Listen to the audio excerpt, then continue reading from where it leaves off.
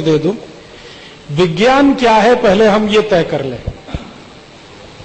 मैंने पहले ही कहा था मेरे व्याख्यान में, जब मैंने नरेंद्र दाभोलकर से बात की तो मैंने उनसे यही प्रश्न पूछा था, विज्ञान क्या है। हमारी परिभाषा है कि दुनिया में जो कुछ सत्य है, सार्वभौम है और सनातन है, वो सब विज्ञान है।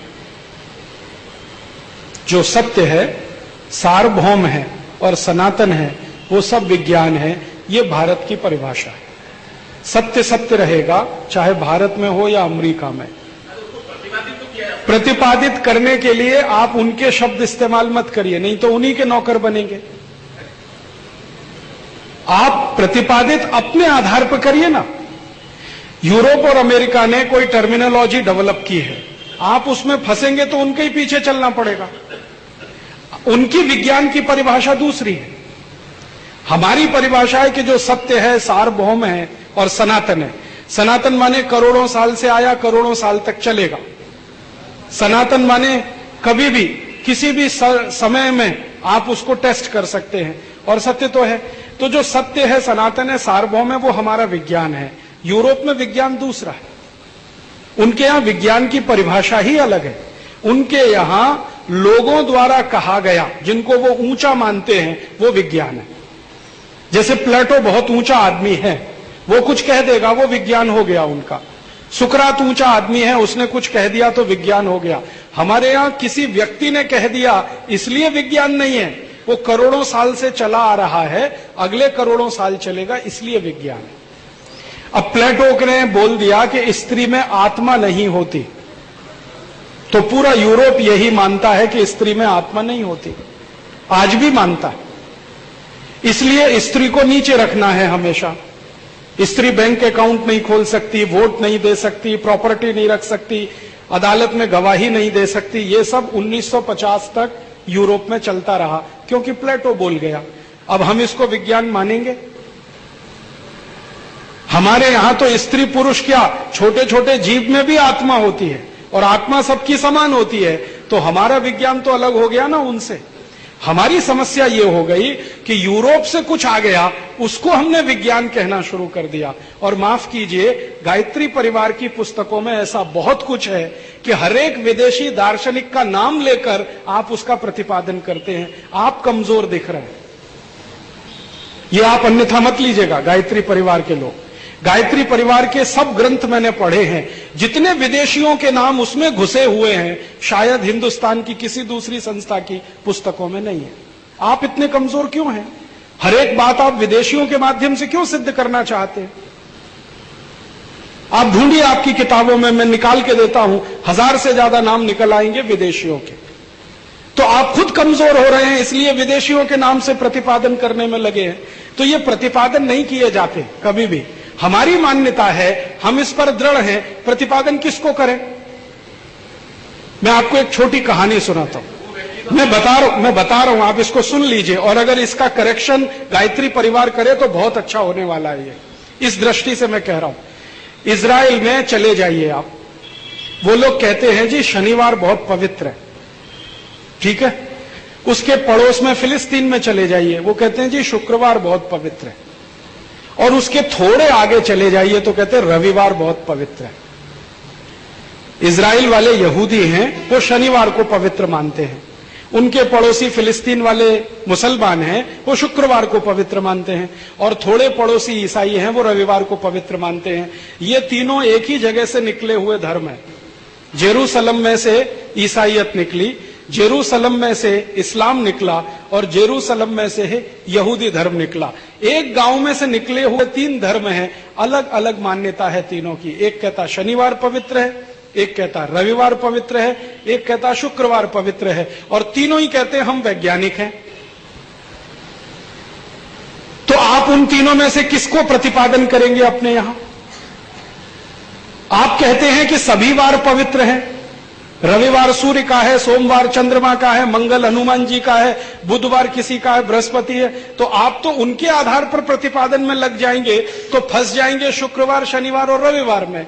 किसी एक का पक्ष लेना पड़ेगा, नहीं लेना पड़ेगा। प्रतिपादन अपने मान्यताओं पर होता है, दूसरों पर नहीं किया जाता। और जो मान्यता है ना, उसको सिद्ध नहीं करना पड़ता। हमारी मान्यता है, हमारी मान्यता है कि अयोध्या में इस या कोई कहे कि मोहम्मद अता का, ये मूसा का जन्म यहीं हुआ, मैं कहूंगा नहीं हुआ, वो पड़ोस के गांव में हुआ था। तो वो कहते हैं जी हमारी मान्यता है। आप कौन होते हैं ये हमको समझाने वाले कि पड़ोस गांव में हुआ था। अब हम इसमें लग जाएं कि अयोध्या में भगवान राम का जन्म हुआ, इसको हम प्रतिपादित करें, तो मूर्खों के मूर्ख। अपनी मान्यताओं को थोड़ी प्रतिपादित किया जाता है। अपनी मान्यताओं के आधार पे इतिहास तो हमें समझाने के लिए है, ये विदेशियों के शब्दों को लेकर थोड़ी प्रतिपादित करते बैठते हैं। नहीं, कैसे समझाएंगे आप? विदेशियों की मान्यता को लेकर आप अपने देश में क्या समझाएंगे? विदेशियों की मान्यता पर आप अपने देश में क्या समझाएंगे? कोई नहीं मानेगा आपकी बात को। आप अपनी मान्यताओं को मानते हैं, उस पर दृढ़ रहिए। मैं मानता हूं कि यहां भगवान विराजमान है, कोई आके ईसाई बोलेगा ये तो पत्थर की मूर्ति है, क्या समझाएंगे आप उसको?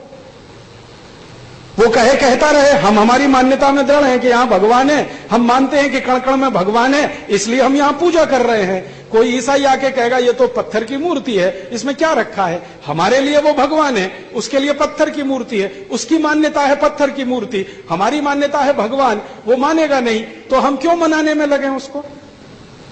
हम हमेशा पश्चिम के पीछे ही भागे अपनी मान्यताओं को सिद्ध करने के लिए। ये बहुत दुखद है।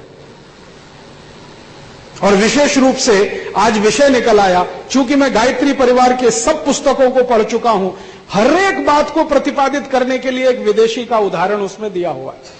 कहीं कैथरीन का नाम है, कहीं फ्लैंक का नाम है, कहीं रॉबर्ट का नाम है। ये क्या मूर्खता हम कर रहे हैं?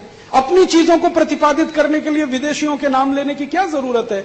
हमारा धर्म महान है, हम मानते हैं, जानते हैं, उसको विदेशियों के आधार पर क्यों प्रतिपादित करें?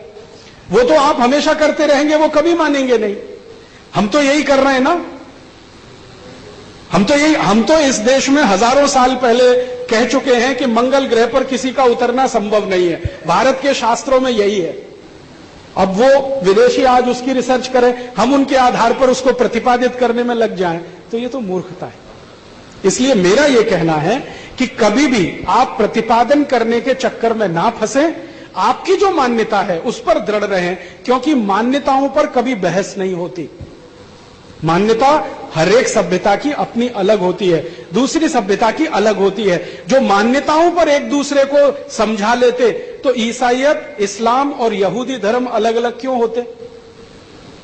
मैंने आपको कहा ना, एक ही गांव से तीनों निकले। एक कहता शुक्रवार अच्छा, एक शनिवार अच्छा, एक रविवार, तीनों एक दूसरे को नहीं समझा पाए और करोड़ों लोगों का कत्लेआम हो गया इसमें, समझाने में ही, हजारों साल में, और आगे भी होने वाला है। तो यह मनुष्य का स्वभाव ऐसा होता है। जिसकी मान्यता है आप उसको धारण करके आगे बढ़िए, दूसरों की मान्यता में अपने को फिट मत करिए। उनकी कोई परिभाषा है विज्ञान की, उसमें आप अपने को फिक्स मत करिए, क्योंकि उनके विज्ञान में बहुत सारे दोष हैं। आप क्या करेंगे उसका? 2H2+O2 कभी भी वो पानी नहीं बनता। मैं विज्ञान का विद्यार्थी, और वो विज्ञान जो यूरोप से आया उसका विद्यार्थी मैं अपने को मानता हूं। भारतीय विज्ञान तो अभी पढ़ना शुरू किया है मैंने। 2H2+O2 कभी पानी नहीं बनता, ये मैंने एक नहीं दसियों लेबोरेटरी में करके देखा।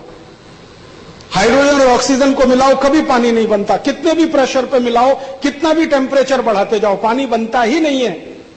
लेकिन हम में से किसी की हिम्मत नहीं है ये कहने की कि बच्चों को क्यों पढ़ा रहे हो। क्यों? क्योंकि ये वैज्ञानिक है। क्योंकि वैज्ञानिक इसलिए कि यूरोप से आ गया, यूरोप से मूर्खताएं भी आ गई है, तो हमने उसको विज्ञान मान लिया है। हमारी किताबों में वही पढ़ाया जा रहा है, 2H2+O2 = 2H2O। रिवर्स होता है, 2H2O को ब्रेक करो तो हाइड्रोजन ऑक्सीजन निकलेगा। हाइड्रोजन ऑक्सीजन को कभी भी मिला के देखो, पानी नहीं बनेगा।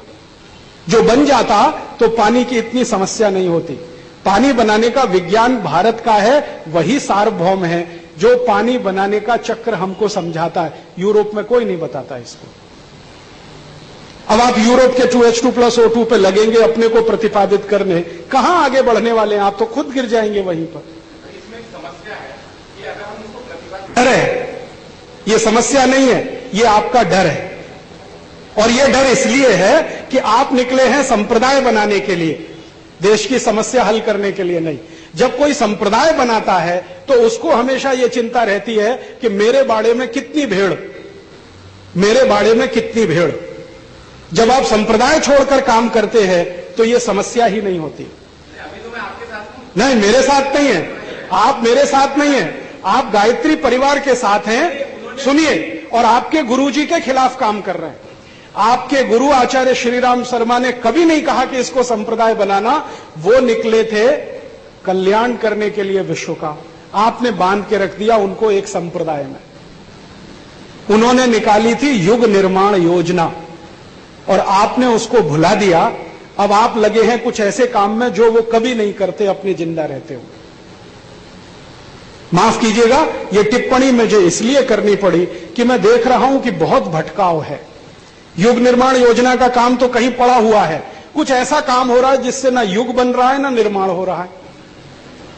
आप कुछ यज्ञ कर लेते हैं, लोगों को इकट्ठा कर लेते हैं, फिर आपकी चिंता यह रहती है कि ये लोग मेरे ही बाड़े में रहें, किसी दूसरे में ना चले जाए। और ये मैं देख रहा हूं महाराज जी सभी जगह है। आसाराम बापू की चिंता है कि मेरा एक भी भक्त मुरारी बापू के यहां ना चला जाए। मुरारी बापू की चिंता है कि मेरा एक भी आदमी आसाराम बापू के यहां ना चला जाए। पांडुरंग शास्त्री की चिंता है कि एक भी कार्यकर्ता स्वाध्याय परिवार के बाहर ना चला जाए। ये सब लोग संप्रदाय बनाने में लग गए, देश बनाना बहुत पीछे छूट गया। तो मैं आपसे कह रहा हूं कि भारत में संप्रदाय बनाना है तो यह डर है कि लोग आपके साथ कैसे आएंगे। माफ करिए, बिना आपकी भाषा बोले हुए भी लोग इस देश में लाखों लोगों को इकट्ठा कर लेते।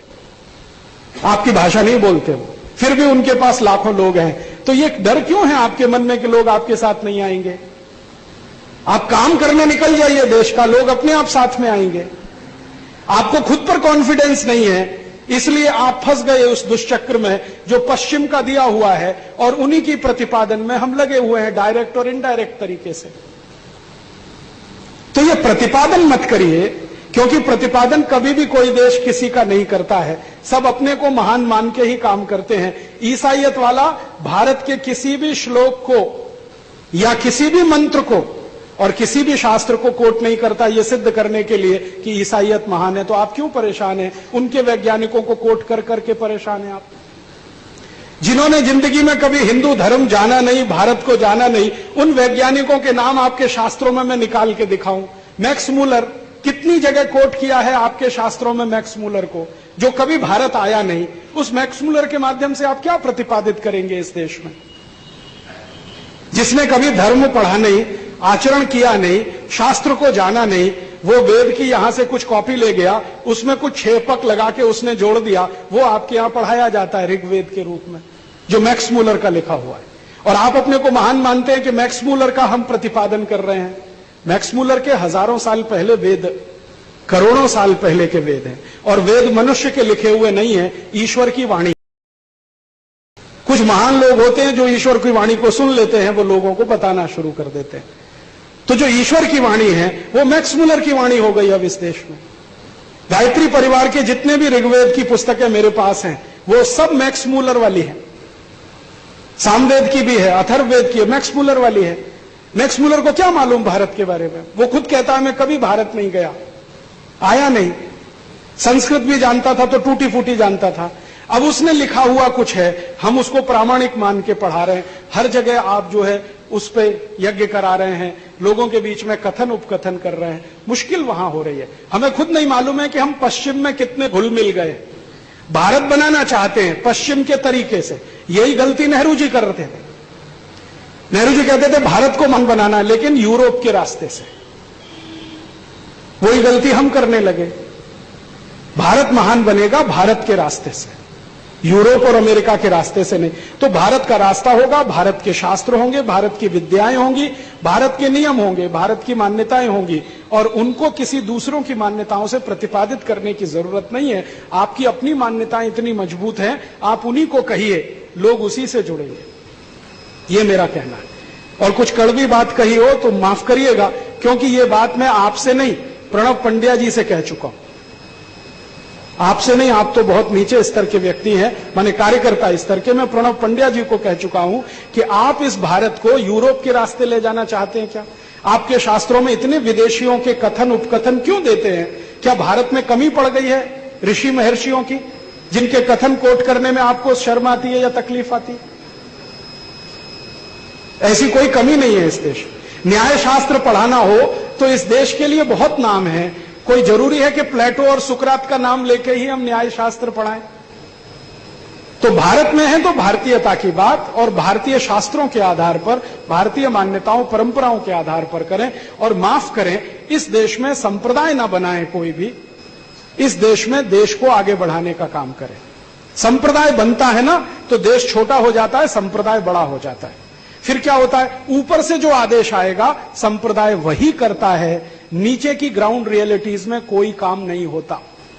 आपके ऊपर से कोई आदेश आएगा, हरिद्वार से आप उतना ही करेंगे, अगर वो आदेश बोल देगा तो आप उसमें से पीछे हट जाएंगे। ऐसा कई बार हुआ है, एक बार नहीं कई बार हुआ है, क्योंकि ऊपर वालों को कई चिंताएं हैं। हम राजस्थान में लड़ाई लड़ रहे थे शराब के कारखाने को बंद कराने के लिए। पहले गायत्री परिवार वाले आए, फिर एक दिन आदेश आ गया कि इस लड़ाई से आप हट जाओ क्योंकि ये नेताओं के खिलाफ हो गई है, क्योंकि कुछ नेता हरिद्वार में जाते हैं। तो हट गए सब गायत्री परिवार वाले। तो लड़ाई महत्वपूर्ण नहीं थी, संप्रदाय महत्वपूर्ण हो गया। तो संप्रदायों की लड़ाई में यही होता, देश तो पीछे रह जाता है, अपना अपना संप्रदाय आगे बढ़ाने में हम लग जाते हैं। तो अगर आप संभव हो इस बात को उसी भाषा में लेते हुए, उसी तरह से युग निर्माण के लिए निकले थे आचार्य श्रीराम शर्मा, संप्रदाय बनाने के लिए नहीं निकले वो कभी भी। मेरे माता पिता दोनों उनके बहुत नजदीकी रहे। आंवल खेड़ा जहां उनका जन्म स्थान है वो मेरे पिताजी का भी बिल्कुल नजदीक का गांव है। मेरे पिताजी बोलते थे, बताते थे, वो युग निर्माण के लिए निकले थे। अब हो ये गया है कि वो संप्रदाय बन गया और संप्रदाय बढ़ाने के हिसाब से कार्यक्रम लिए जाते हैं, देश आगे बढ़े, वो कहीं भी नहीं है। तो अगर हमें संप्रदाय बना के रख लेना है तो फिर दूसरे संप्रदायों की आप आलोचना ना करें। वो अपने अपने तरीके से अपना अपना, किसी ने राम के नाम पर संप्रदाय बना लिया, राम कथा संप्रदाय बन गई, किसी की कृष्ण कथा संप्रदाय बन गई। और जो अभी बोल रहे थे कि कोई राम के नाम पे पैसे बटोर रहा है, कोई कृष्ण के नाम पर पैसे बटोर रहा है, किसी ने महाभारत को पैसे का जरिया बना लिया, किसी ने किसी को बना लिया। तो अभी तो ये धंधा पानी ही चल पड़ा, देश तो आगे बढ़ता दिखाई नहीं देता। 60 साल हो गए आजादी के बाद, इतने धार्मिक संगठनों के बाद भी ये देश रसातल में जाता हुआ दिखाई दे रहा है। उसका कारण है कि संगठन संप्रदायों में बदल गए, अपने अपने संप्रदाय की चिंता है, देश की चिंता तो कहीं बहुत पीछे है। और जब संप्रदाय और देश में से चुनने का समय आता है तो लोग संप्रदाय को चुनते हैं, देश को नहीं चुनते। बहुत बार देश और संप्रदाय एक दूसरे के सामने खड़ा हो जाता है तो संप्रदाय को चुनते हैं। ये सब जगह हो रहा है, एक जगह नहीं।